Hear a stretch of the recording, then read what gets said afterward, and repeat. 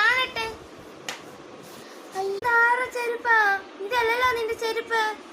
അപ്പൊ ഇതെന്റെ അല്ലേ? നിനക്ക് നിന്റെ ചെരുപ്പ് അറിയത്തില്ലേ? ആഹാ, പുതിയ ഐഡന്റി കാർഡ് കിട്ടിയല്ലോ, നോക്കട്ടെ. ബെൻസൺ ജെ ബിനോയ്, ക്ലാസ് 7ഓ? ഇത് ഏത് ചേട്ടായിടെയാ?